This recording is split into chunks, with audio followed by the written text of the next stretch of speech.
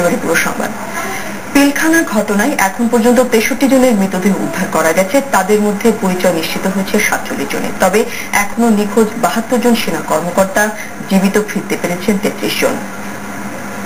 সেনা সদর ব্যাংকোয়েট হলে পিলখানা ঘটনায় উদ্ধার তৎপরতা সম্পর্কে হালনাগাদ তথ্য জানাতে আয়োজিত সংবাদ সম্মেলনে মিলিটারি ইন্টেলিজেন্সের পরিচালক ব্রিগেডিয়ার জেনারেল মাহমুদ হোসেন এসব তথ্য জানিয়েছেন। রিপোর্ট। পিলখানায় শতাধিক সেনা কর্মকর্তা নিহত হওয়ার পর সেনাবাহিনীর প্রথম আনুষ্ঠানিক সংবাদ সম্মেলন। ঘটনায় হতাহত এবং উদ্ধার তৎপরতার বিবরণ দেন মিলিটারি ইন্টেলিজেন্সের পরিচালক। 25 ফেব্রুয়ারি সকালে বিডিআর দরবার হলে বিডিআর জওয়ানদের আক্রমণের খবর পাওয়ার পরও কেন সহকর্মীদের উদ্ধার অভিযান পরিচালনা করেনি সেনাবাহিনী, সেই ব্যাখ্যা দিলেন ব্রিগেডিয়ার জেনারেল মাহমুদ হোসেন।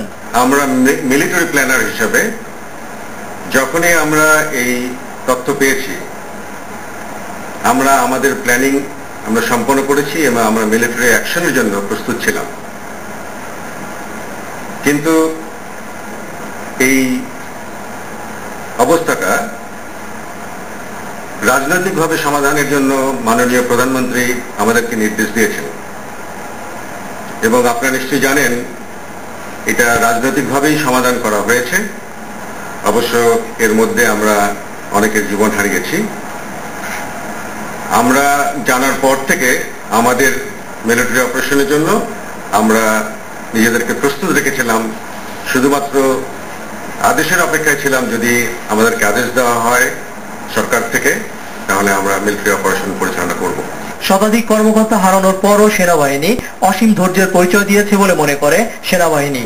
এই ঘটনার রেশ ধরে সেনাবাহিনীতে কোনো অসন্তোষের আশঙ্কাও নাকচ করে দিয়েছেন মিলিটারি ইন্টেলিজেন্সের পরিচালক। আমাদের অনেক অফিসারের পরিবাররা তাদের স্বামী হারা হয়েছে এবং পিতা হারা হয়েছে।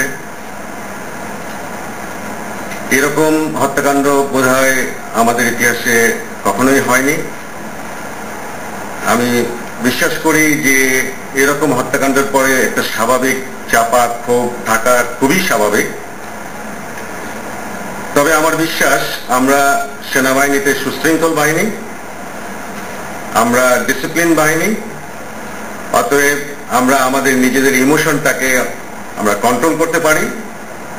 তবে তিনি বলেছেন, জড়িতদের চিহ্নিত করে তাদের বিচার এবং দৃষ্টান্তমূলক শাস্তির ব্যাপারে সরকারের সর্বোচ্চ উদ্যোগ দেখতে চান সেনা সদস্যরা। রিজভিন আওয়াজ, চ্যানেল আই, ঢাকা।